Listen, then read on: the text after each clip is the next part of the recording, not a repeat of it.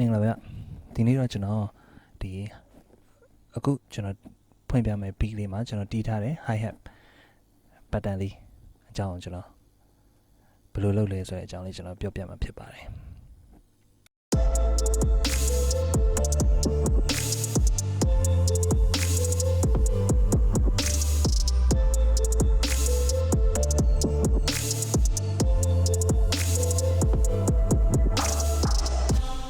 အဲ့တော့ကျွန်တော်အခုခုနကဖွင့်ပြသွားတဲ့ beat လေးမှာကျွန်တော်တီးထားတဲ့ hi hat pattern လေးပါဒါကတော့ကျွန်တော် sample အနေနဲ့ကျွန်တော်ပြခဲ့တာဖြစ်ပါတယ်အဲ့တော့ဘယ်လိုအဓိကအဖြစ်တော့ဘယ်လိုတီးမလဲဆိုလို့ရှိရင် तू က trap black ပေါ့နော် trap black ကြီးပါထည့်သွင်းပြီးတော့တီးလာတာပါအဲ့တော့ကျွန်တော်အခုဒီ hi hat pattern ကြီးကိုပဲကျွန်တော်အလွတ်ပြမယ်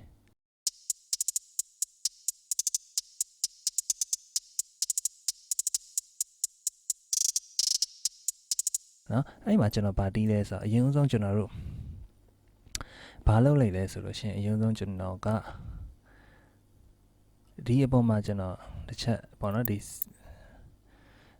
ဘယ်လိုပြရင်ကောင်းမလဲဆိုတော့အရင်ဆုံးကျွန်တော်ကထုံးစံအတိုင်းပေါ့နော်ကျွန်တော်အခုမှထားလိုက်ပါတော့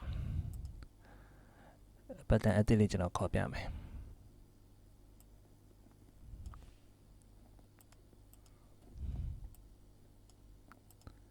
နော်ဒီ pattern အသစ်မှာကျွန်တော်အရင်ဆုံးဘယ်လိုလုပ်လဲဆိုတော့ fade each two steps ဆိုလေးကျွန်တော်အရင်ဆုံးလုပ်လိုက်တယ်လုပ်တဲ့အချိန်ကြာလို့ရှိရင်သူကတပါးစာကိုเนาะဟိုသူဒီ1 and 2 and နဲ့ပေါ့เนาะကြာလာလိမ့်မယ်1 and 2 and 3 and 4 and okay အဲ့ဟာလေးကိုကျွန်တော်လိုသလိုထပ်ဖြည့်မယ်လိုသလိုထပ်ဖြည့်မယ်ဆိုလို့ရှိရင်ဘာလို့လုပ်မလဲဆိုလို့ရှိရင်ကျွန်တော်တို့ဒီမှာအခုကျွန်တော်ဒီမှာတပါးစာပဲတပါးနှစ်ပါးစာကျွန်တော်ရေးလိုက်မယ်နော်ဘယ်လိုဒီလိုရေးလဲဆိုတော့ကျွန်တော် black ကမအောင်ပြတပါးက mic ကင်တာအဲ့တော့ကျွန်တော်နှစ်ပါးစာလေးလုပ်လိုက်တယ်နှစ်ပါးစာကျွန်တော်ရေးလိုက်တယ်ရေးပြီးသွားလို့ရှိရင်ကျွန်တော်နည်းနည်းဒီ pattern လေးကစားချင်တာဒါကတော့ပုံမှန်အတိုင်းပေါ့နော်ပုံမှန်အများသောအားဖြင့်ကျွန်တော်ရေးကြတယ်နော် pattern လေးပါအဲ့တော့ဘာလုပ်မလဲဆိုတော့ကျွန်တော်ဒီဘက်မှာနော်ဒီမှာနော်ဟိုဒီဟာလေးကိုပေါ့နော်အဲ့ဒါလေးကို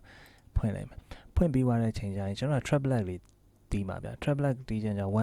16ကိုပဲကျွန်တော်ရွေးမလား13ပဲရွေးမလားကြိုက်တာကိုရွေးလိုက်ပါကိုအဆင်ပြေသလိုပေါ့နော်လောလောဆယ်ကျွန်တော်13ကိုကျွန်တော်ရွေးအဲ့မှာသူ့မှာ note စေးကျွန်တော်အဲ့မှာအကွက်ကလေးတွေကိုအသေးစိတ်ကျွန်တော်ကြည့်မယ်ဆိုလို့ရှိရင်နော် trap black လေးဖြစ်သွားမှာပေါ့နော်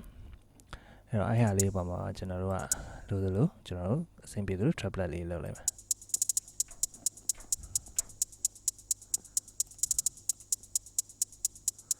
နော်ပြီးသွားရင်13ဒါကိုအဆင်ပြေသလိုပေါ့နော်ဒါကျွန်တော် sample လေးပါ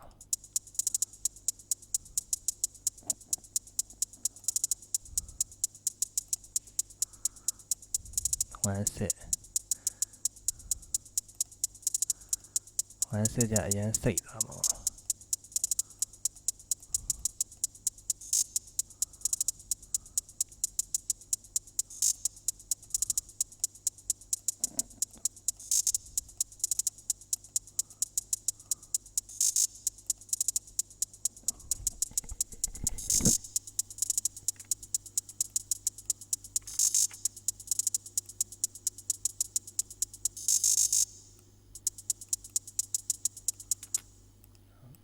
နဲ့အကျယ်လေးပဲကျွန်တော်ရေးလိုက်မယ်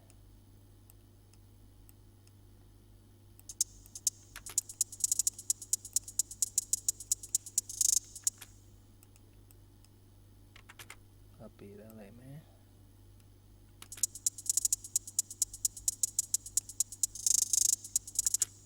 ဒါအကျဉ်းလေးကျွန်တော်လုပ်တာပြီးသွားလို့ရှိရင်နောက်တစ်ခုကဘာလုပ်မလဲသူ့ကိုလေကျွန်တော်ဒီ trap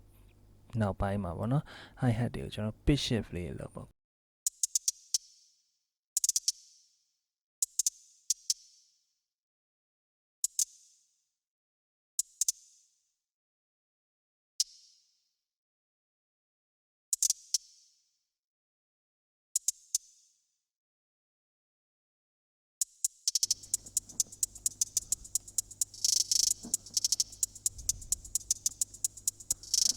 နောက်ပြီးရင်ဘာလုပ်လို့ရလဲဆိုကျွန်တော် velocity တွေကစားမယ် velocity ကိုပြီးရင်ကျွန်တော် velocity ကစားမယ်နော် velocity ကစားမယ်ဆိုလို့ရှိရင်ကျွန်တော်ဒီကောင်အကုန်လုံးကို select ရွေးလိုက်မယ်ရွေးပြီးွားရင်တစ်ချောင်းချင်းစီကျွန်တော်ဒီတိုင်းပဲအဆင်ပြေသလိုကို feel လာသလိုလိုက်ကစားလို့ရတယ်တခါတည်းမြန်မြန်ဆန်ဆန်ကစားခြင်းတယ်ဆိုလို့ရှိရင်เนาะဒီ piano roll option တွေကနေ randomize ဆိုတာလေးတွားလိုက်မယ် randomize ဆိုတာတွားပြီးတော့ကိုလိုချင်သလိုเนาะ velocity အတိုးကျကစားမယ်ပြီးရင်တချို့ hi hat တွေမှာအခုနောက်ပိုင်း panning တွေစော့တယ် panning တွေစော့တယ်ဆိုလို့ရှိရင်ကျွန်တော် panning ကိုလည်း random ပဲကျွန်တော်ယူပေးလိုက်မယ် accept လုပ်လိုက်မယ်နော်ပြန်ပြီးတော့နားထောင်ကြည့်မယ်ဆိုရင်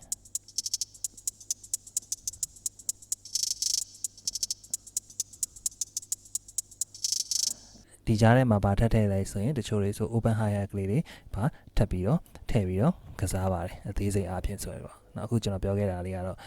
ဒီလောက်ပါပဲဗျ